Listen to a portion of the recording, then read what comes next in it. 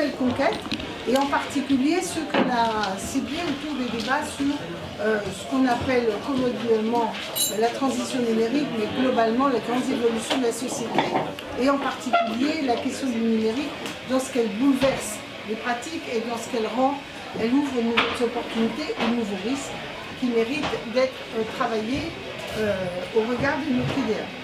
Alors, nous avons, grâce à notre ami Jean-Baptiste, qui est souvent la cheville ouvrière de ces soirées, nous avons invité Paul Dehaene. Alors, il se présentera, parce que bon, le genre, il est à l'université de l'achat, je me plantais, ça va être faux. Donc, nous, c'est qui présente tout à l'heure. Et vous avez vu dans l'invitation qu'on a mis ce titre sibyllin, service public et numérique. Mais en fait, on a un peu détaillé en dessous les enjeux, parce qu'évidemment, le thème du service public et numérique, c'est vaste, parce que ça peut être du genre comment la Sécu se numérise, enfin bon, c'est pas le sujet direct en tout cas. L'enjeu que Paul dont il va nous parler, c'est l'enjeu de se dire qu'il y a des services publics qui sont en pleine mutation. Certains sont en voie de disparition avec le privé qui offre de nouvelles prestations et on peut dire qu'on va vers une dérégulation, une privatisation de certains secteurs. Mais est-ce inéluctable et n'y a-t-il pas une autre façon de penser certains services publics et d'où le concept que Paul développe de service public citoyen. Et donc c'est beaucoup autour de cette thématique qu'on a pensé utile d'échanger parce qu'on est dans un double mouvement. On a d'un côté ceux qui disent rien ne doit bouger, dès qu'on touche à une queue de cerise du service public qui n'est pas stricto sensu, géré par l'État ou par les collectivités, c'est suspect. Et de l'autre côté, on a les grands euphoriques, mais non, laissez faire que mille fleurs éclosent et l'avenir radieux du service public va s'imposer. Donc en fait, on sent bien qu'aucune de ces positions ne correspond à ce que nous souhaitons, c'est-à-dire soutenir le service public tel qu'il est quand il est performant, inventer de nouveaux services publics et surtout garantir que le service public accompagne les grandes mutations et les grands besoins humains. Parce que les mutations c'est une chose, mais aussi les aspirations humaines. Les gens sont quand même, pour une part d'entre eux, plus autonomes qu'auparavant. Il y a d'autres attentes par rapport au service public.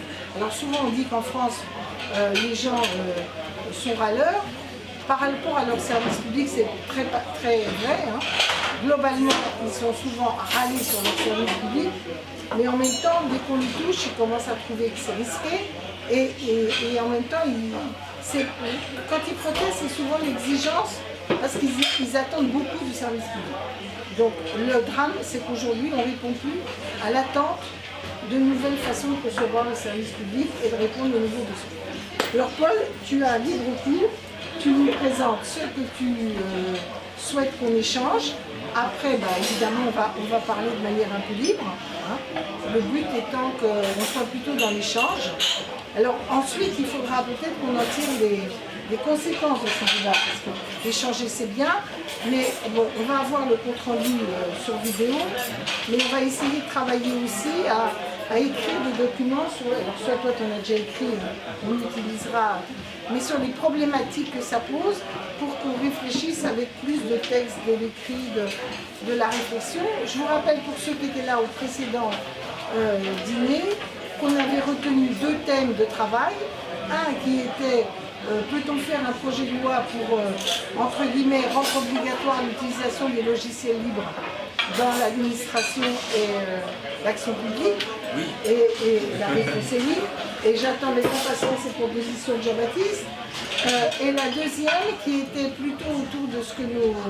Rappelez-vous sur l'histoire, qui était déjà un petit peu peut-être préfigurateur du débat, de notre ami qui nous expliquait qu'il y a des réponses, par exemple, au haut débit accessible dans des zones difficiles, enfin mal desservies, et pourquoi pas considérer que les citoyens ont le droit de mettre en place ces réseaux par des boîtes, des machins, des statuts, je ne sais plus comment, et par contre, le jour où le service public collectivement organisé arrive, à ce moment-là, l'initiative citoyenne, soit elle est prise en compte, soit elle doit s'effacer, parce que l'initiative citoyenne, elle peut parfois être bien sur un territoire, mais pas prendre en compte l'exigence de l'ensemble de l'intérêt général. Donc ça, on va aussi travailler sur un projet de loi sur cette phase un peu intermédiaire, dans notamment les secteurs où il y a le haut débit, c'est l'idée d'une coopérative de citoyens pour donner l'accès au débit dans les endroits où les grands opérateurs n'arrivent pas encore. Donc on travaille là-dessus, on espère que pour la fin de l'année ou au moins à nos vœux de l'année prochaine, on aura l'année prochaine, on aura comme ça déjà des textes législatifs qui seront plus des appels que du bouclage technique totalement fini.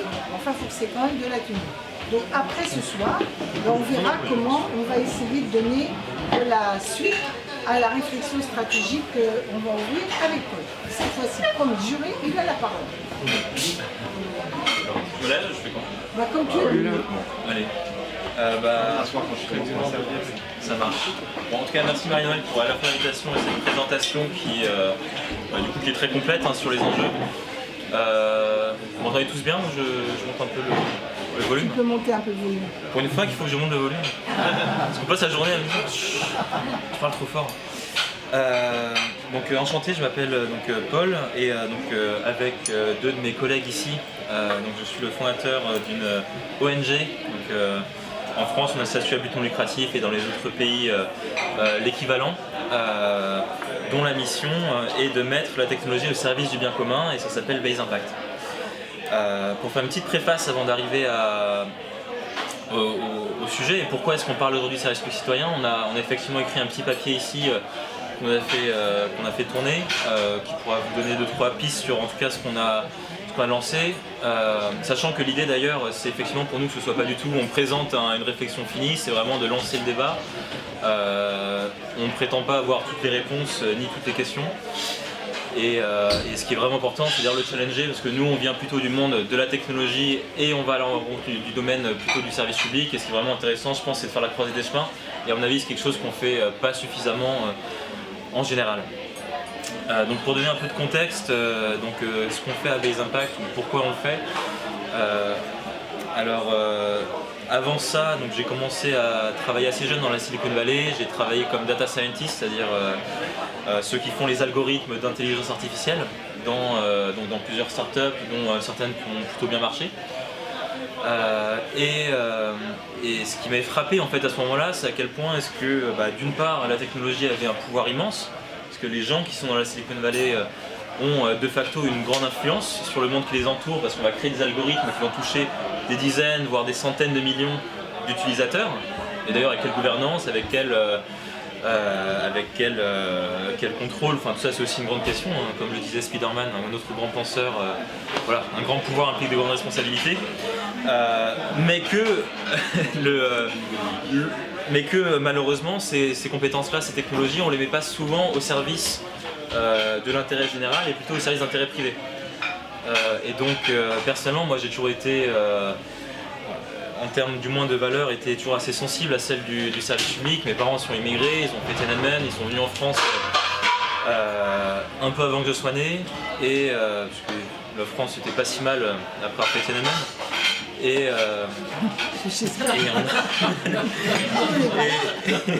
En tout cas, on a beaucoup bénéficié du service public, et c'est aussi ça qui a pour nous été un facteur d'intégration. Donc tout ça me parle beaucoup, et il y avait aussi cette idée que comment est-ce qu'on peut rendre aussi à la société tout ce qu'on a pu avoir, et j'ai eu la grande chance à travers tout ça de me retrouver très jeune dans la Silicon Valley. C'est quand même une situation en or, et donc toute l'idée c'est comment est-ce que ça on peut le mettre au service de la société. Donc j'ai décidé de tout plaquer il y a 4 ans et demi, presque 5 ans, pour monter Base Impact. Et ce qu'on a fait depuis, dans ces quelques années, c'est qu'on a travaillé avec plusieurs ONG, plusieurs gouvernements autour du monde, pour voir comment est-ce que grâce aux données et grâce aux algorithmes, on pouvait aider à créer de l'impact social. Donc on a fait des projets dans différents domaines, par exemple dans la microfinance, on est avec des ONG de microfinance pour voir comment est-ce que les algorithmes, les mêmes algorithmes qu'on utilisait, que PayPal ou que d'autres banques utilisent pour identifier les pertes, les fraudes, etc. Comment est-ce qu'on pouvait s'en servir nous pour aller aider à rendre les prêts plus chers, moins chers et plus accessibles. On a travaillé dans le domaine de la santé avec quelques groupes hospitaliers. On a fait plutôt des travaux de recherche parce que ça j'y viendrai, c'est tout le thème d'ailleurs du service citoyen, parce qu'on s'est rendu compte finalement c'est toujours l'implémentation et la transformation qui est le vrai sujet. On a fait des travaux de recherche avec des hôpitaux pour voir comment est-ce qu'on pouvait améliorer le parcours de soins grâce aux algorithmes en disant comment est-ce qu'on peut voir à l'avance, en quel cas est-ce qu'il y a des risques de complications, des risques de rechute et qu'on peut essayer d'avoir un traitement proactif qui soit à la fois meilleur pour le patient, parce que c'est mieux de les empêcher de faire une rechute, et aussi plus efficace pour l'hôpital. On a aussi travaillé dans le domaine de la justice. On a par exemple aidé à créer, on a créé une plateforme qui s'appelle Ursus, qui est une plateforme open source, clin d'œil, qu'on a lancée en partenariat avec le ministère de la Justice californien pour aller collecter et publier toutes les données de violences policières. Parce qu'on parle beaucoup de violences policières aux États-Unis, mais ce qu'il faut savoir, c'est qu'il n'y a absolument aucune information. Tous les cas d'usage de la force en fait, ne sont pas remontés. Et donc on a créé une application aujourd'hui qui utilise plus de 800 agences de police en Californie et qui va faire remonter automatiquement tous les cas d'usage de force. Voilà. Et ça on l'a fait en partenariat avec le ministère de la Justice qui a en parallèle fait une loi pour aussi rendre le reporting obligatoire. Et le projet qui nous occupe le plus et pour lequel on est d'ailleurs rentré en France depuis 2 ans, c'est donc une plateforme qui s'appelle Bob. Donc c'est une plateforme en ligne qu'on a créée dans le but d'aller aider à accompagner des personnes en recherche d'emploi. Et sur un constat qui est assez simple, c'est que aujourd'hui il y a des millions de personnes en recherche d'emploi. Ce qu'on souhaiterait, c'est pouvoir leur apporter un accompagnement personnalisé donc à chacun et à chacune, d'autant plus vu les transformations et les mutations qu'on voit dans le marché de l'emploi d'aujourd'hui et surtout à venir. Mais que c'est extrêmement difficile de faire quelque chose qui puisse passer à l'échelle et à partir du moment où on veut le faire de façon individualisée. Et nous, ce qu'on a créé, c'est une plateforme qui va tout simplement prendre les informations de la personne, donc n'importe qui est aujourd'hui en recherche d'emploi peut aller dessus, renseigner des informations sur qui il ou elle est, où est-ce qu'elle en est dans sa recherche, qu'est-ce qui la bloque jusqu'à aujourd'hui.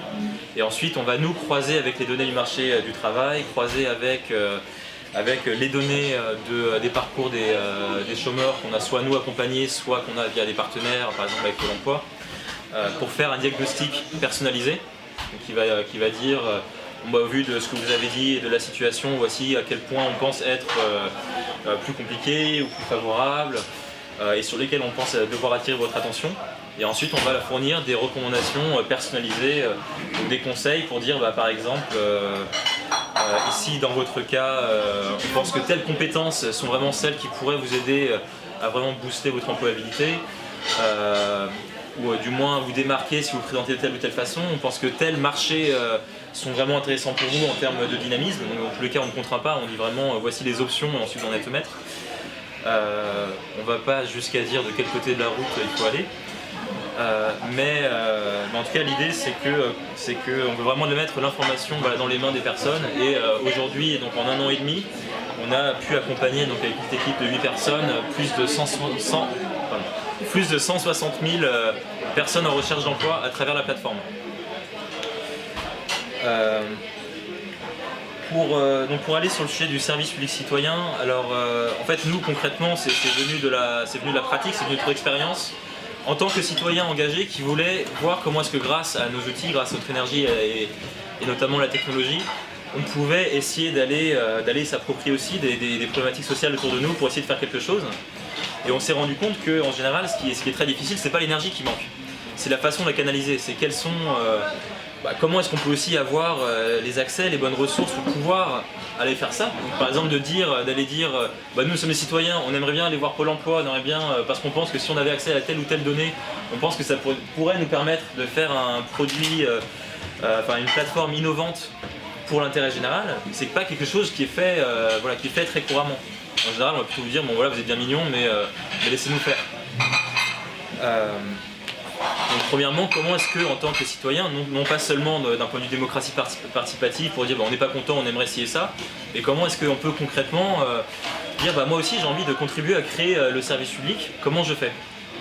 Donc ça, on a vu un certain nombre de blocages dans toute notre expérience, mais aussi de façon de les déjouer, donc c'est aussi ça qu'on essaie de mettre dans la note pour dire quel type de modèle permettrait d'aller faire ça de façon plus simple et pas de façon, non pas de façon exceptionnelle, mais de façon plus normale.